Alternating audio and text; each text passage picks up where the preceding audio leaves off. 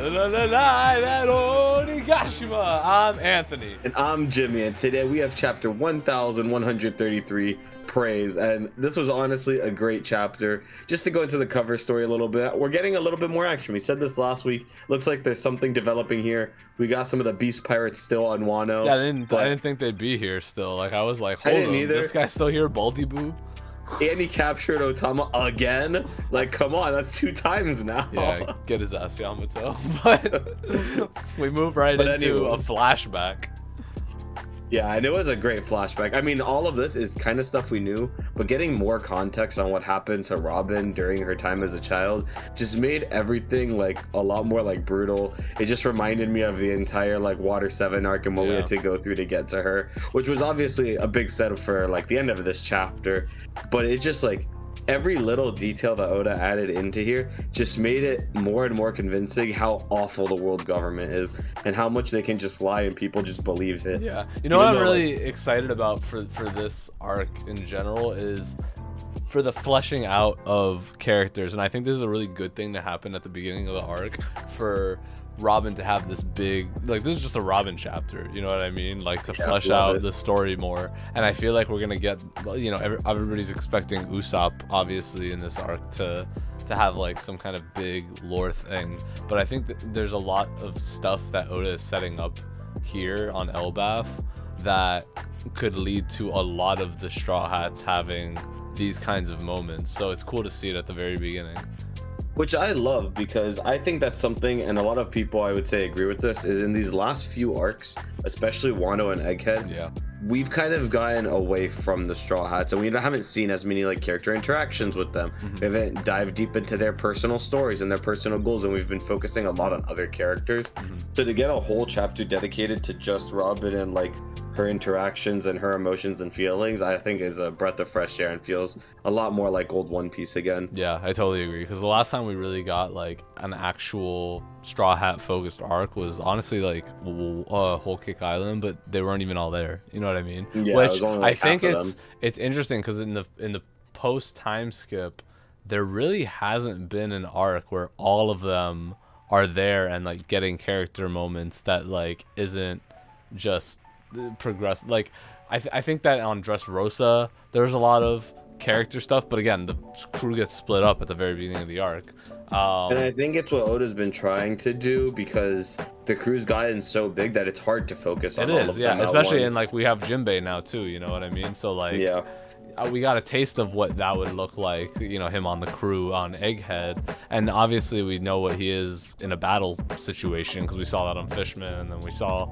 how he was on Marineford, and now we saw on Wano where he showed up and like actually fought with the whole crew. But Egghead was the first taste of the whole crew being there, and it didn't deliver as far as like, not that the arc didn't deliver, it's still like, you know, top 5 arc, but like it didn't, like you said, it's not a Straw Hat centric arc, and so I think this is a good, it's a good step in the right direction. I'm excited to see more. One funny thing that this might be just like a translation thing, or I don't know, but like during the flashback at the very beginning, this guy, I forget what his name is, this like general guy who was more in charge of the Ohara incident, he's like, Nico, Robin was responsible for this. She's a devil masquerading as an 8-year-old. It's like, damn, bro. I mean, like, that's the crazy part to me, and how you can see the government's influence in everything is like the fact that even these higher up marine officials actually believe this to be true, right? Like, we know that this was actually because of Sakazuki. He was the one that called for the citizenship to be blown up, and then it's been spun even to, I mean, what is this guy, like a captain at least, maybe higher? I don't know. Actually, he might not even be in the Marines. He looks like he's a journalist. Either way, it shows that the Marines can just use misinformation to kind of get what they want, which I think is one big thing. And this is kind of going off a little bit, but I think Morgan's is going to be a huge part in this next like big arc that we're going to get, because him being able to spread information to everybody, I think is huge for how everything changes and how the dynamic of the world changes. But like before him, we didn't really have anybody sending information out except the world government, right? They were the only ones that could control all of this stuff. And Morgan's, we've known, like, yeah, he helps the world government because it's beneficial to him, but at the end of the day, he will screw them over if it's for a good story. Yeah, man. Dude, shout out Morgan's. Shout out to Morgan. He's not even in the chapter. What a code.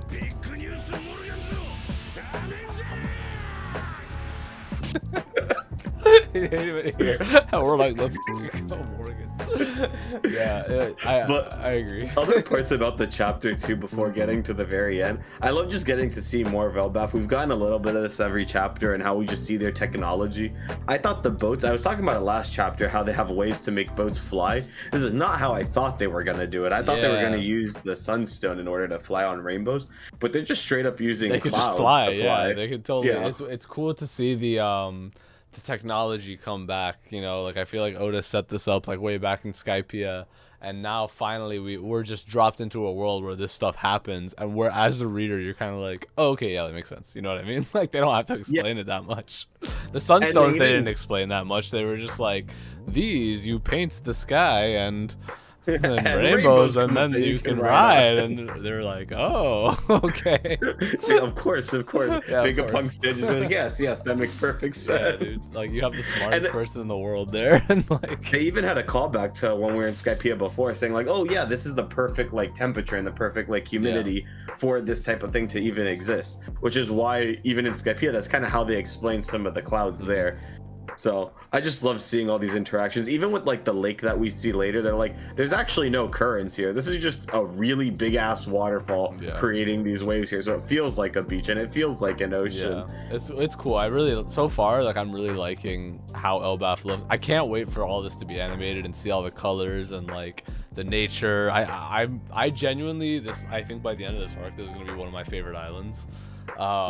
In terms of how it looks, I think I might agree. Just like design-wise and everything, I think it's like really sick.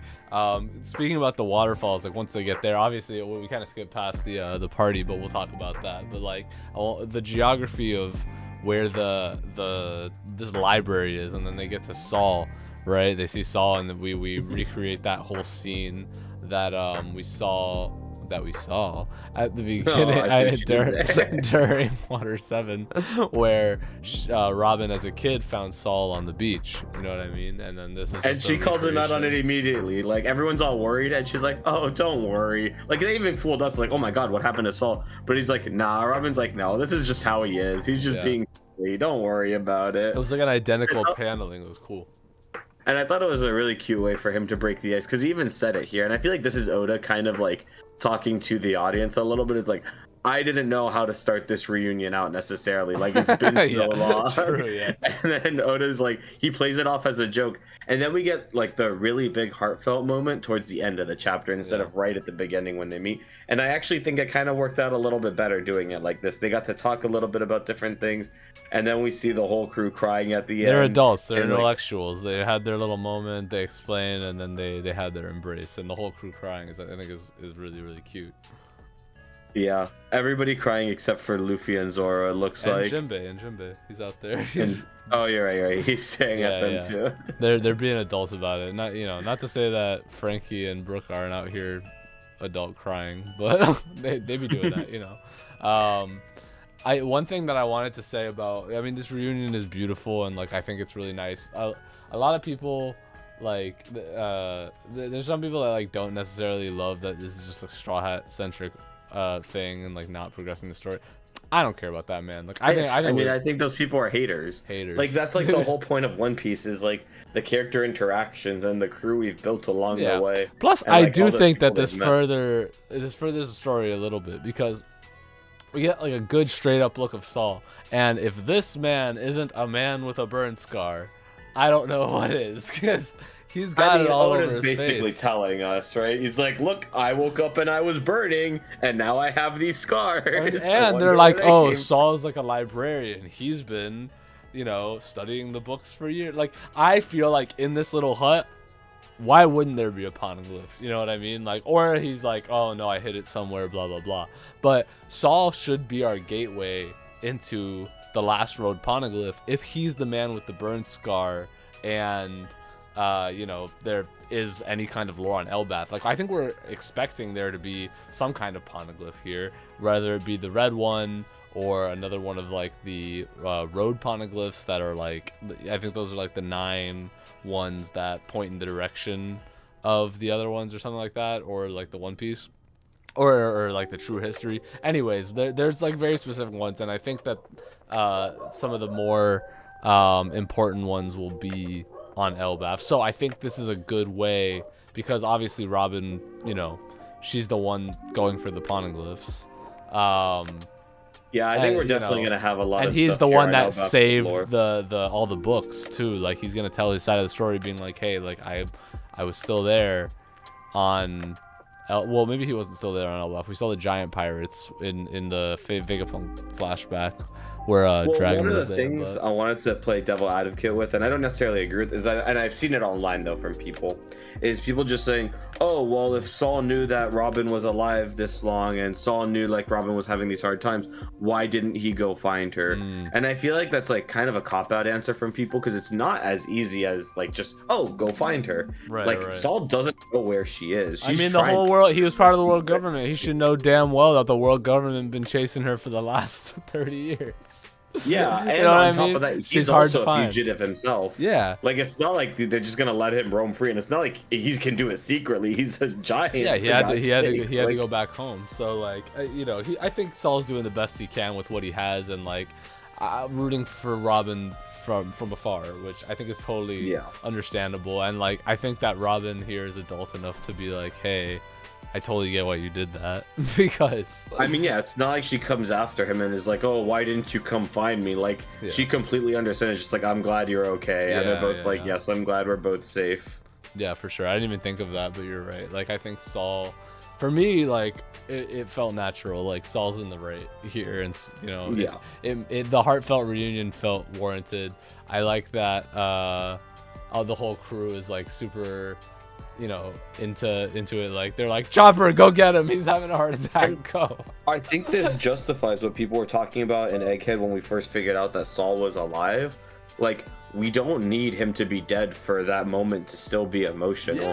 Like, Robin lost so much else in that entire thing, and being able to keep this one person, I think, one, it reminded us of the hardships she's gone through, because to be honest, Robin's kind of been pushed to the side post time skip. We haven't really seen a lot from her, and I think this is us like kind of reminding us like her importance and everything she went through to get to this point to finally be happy. And it makes all those moments post time skip where she is happy just hit so much harder, knowing where she came from again. Yeah, I know. I totally agree, because like, I think especially with the Straw Hats, and I think this kind of sets up the Straw Hats each to have a very designated point in this arc, because they might be working kind of backwards, where like maybe the later people in the that joined the crew, i.e. the people that were separated at the beginning of the arc, Robin, Brooke, Frankie, and like the post time too. Yeah, you know, like for lack of better, like a post, the ones that weren't the OG Alabasta 6 or whatever. Which, you know, you could probably separate Chopper one way or the other, but Oda chose to bring Chopper into the main 6. So, you know, the 5 that had their foot on the barrel could arguably be the ones that have like more focus at the end of this arc. But Chopper was there for Little Garden, so it's an interesting distinction.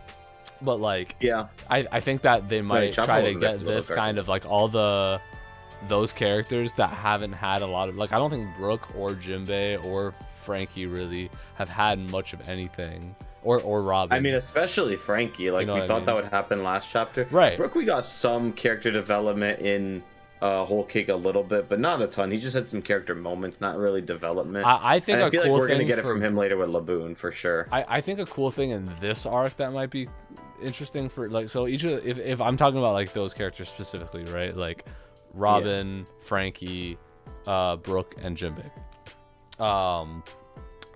I think for Brooke, it'd be cool if he visited the land of the underworld under there, and like we learn more about his fruit. I think that, you know, an awakening of that fruit could be cool for Brooke here. For Frankie, obviously Lilith is still here, and we haven't had that conversation like we all theorized, like, oh my god, like you just said, Frankie on Egghead, we expected more. So maybe here, now that Lilith is on the crew and the stakes have died down, there's time to give Frankie a moment. Robin just had a really good moment, and then for Jinbei, you know, we'll see. I mean, one thing to segue from there is Jinbei was involved with Big Mom, and Big Mom was involved with this Elbaf village, like we were talking about last. I'm glad they referenced that again. It's like, hey, we hate Big Mom also. Yeah. And they're like, really? Wait, why? Yeah. So I feel like that has to come back into play. It's what people thought about when she was defeated. It's like, well, Big Mom still had her storyline to like talk about here in Elbaf, and I think this is hinting at something is going to happen. And I really like that they use the words defeated and not killed, which I don't think Oda would necessarily use the word killed anyways. But to me, at least, that shows that they could potentially. She's alive. She's alive. I still think she has a place in the story. I think, and if at the very least not her, at least her crew. Yeah, dude. I think she's alive. I think she could totally come back. And the fact that they're even setting something up for later, like maybe it could just be a lore drop, and like I'd be fine with that. And I think most of the fan base would, and that might be just where Oda's going. But I forget her name, the giant pirate with the big axe. Gerd. Yeah, Gerd. So she was like, oh, Linlin and I were friends once, but she did something the people of Elbaf consider unforgivable. So like, and then they just like drop it, and they're like, hey, wait a minute, we gotta go see Saul, and they all leave. So like, yeah, I want to know. There's got to be like an expansion on that, and I think that just from that alone, we know that Big Mom, or at least the lore of Big Mom, is going to be a little bit more relevant here. Which I wonder, actually, now that I'm thinking about it, because the unforgivable thing is, I mean, technically, eating the orphans, but at the end of the day, do the Giants care that much about the orphans? Probably not, right? I think it was disrespecting the Sun God Festival and eating, like, before the week. You ate the orphans before we got to eat the orphans. Well, that sounds like something Luffy could do also. If Luffy's hungry and it's the Sun God Festival time, he can disrespect? Do you think he might just eat, like, anyways? And then after that, also finding out that he's the Sun God doing that too, like, do you think that changes their perspective on a lot of things? Well, I'll say this. I think the conflict of this arc, which would be, it's interesting because we don't know, like, we're going into this thinking that the Straw Hats are just going to be welcomed here and celebrated, right? Like, they're going to be, like, Dorian and Brog are going to be like, listen, y'all, that's the Sun God. And that's what I expect to happen if this whole banquet ends up happening or whatever. But like, I think there's gonna be a lot of misunderstanding on this island, and we've been talking about like these false gods and everything. So maybe something can happen where, like, you know, Luffy accidentally disrespects them by munching down on food, and they're like, "What are you doing? Like, that's for the Sun God." And he's like, "Huh?" And they just don't. It takes forever. I would imagine it takes forever for Luffy to ever hear that he's the Sun God. I don't think it's gonna be as easy as like Dory and Brogy being like, listen up people, hey, let's clear the air, he's the Sun God, respect this guy, and Luffy being like, duh, whatever. I think there's gonna be like a very prudent moment where some fuck up like that happens, and Luffy, like, you know, pisses off the Giants in some way, and then there becomes some like international conflict. Just because. Yeah, I agree. I mean, that always happens with Luffy, right? He does something crazy, people misunderstand his intentions, there's some type of conflict, and then later at the end of the arc, everyone's like, oh wait, he's actually a cool guy. Yeah, he's just a chill guy. Yeah, so that's kind of what I think about all this. Like, I like the idea of having a party, especially because we've been talking a little bit about the fact that like we don't know really what Kuma's fate is. Like, that guy's still a robot, and Bonnie's there, and like we expected him to die, and he's just kind of like around now, and there's like a whole idea of like a Viking funeral. They're gonna burn Kuma. Oh no. Let's see if it's like some kind of ritualistic thing. I don't know, but I would imagine, you know, we're getting into this arc, we're setting up a bunch of mystery. It feels like anything like that, they're gonna weave into the arc, and they're gonna save it for the end, or you know, some kind of end of Act 1 at the very least. Yeah, I'm really excited to see where they take this arc. But so far, it's been really good. Elbaf is living up to what I've been hoping for it. So, super excited to see more. We're going to get, as Oda illustrated at the end, a Tier 4 reunion color spread in the next issue. That'll be so which, nice. Unfortunately, is not going to be coming out for a while. Oh. But it's to be expected a little bit. This holiday season, it's always a little slow for One Piece. I think it's just going to feel extra slow because this month before in November was pretty slow with releases too. It's true. So Well, but overall, 10 out of 10 chapter. I agree, 10 out of 10. This chapter, like, it gave us the bits of the lore, it gave us the emotional moments with the Straw Hats. Like, come on, what more can you ask for? It's Elbath, baby. I feel like we're gonna continue saying this, but we're in Elbath for the 80th chapter in a row. Yeah. We're Oh my god, we're gonna be saying this until like it's gonna be like 3 years later. Like, I can't believe we're here. Meanwhile, all the One Piece fans that just caught up are like, yeah, I mean, we're here, yeah. We caught up. Yeah, of course. We speed run this shit. Hey, that's how I felt with Wano, honestly. People were like, oh my god, we're finally in Wano. I was like, holy crap, we're finally in Wano. And other people were like, yeah, of course, it's Wano. It's coming. They've been saying they're going to come. Come on. Super exciting stuff here for me. Yeah, for real. All right, y'all. Well, we'll see you on either the 22nd later. We'll see you later. Peace. Peace.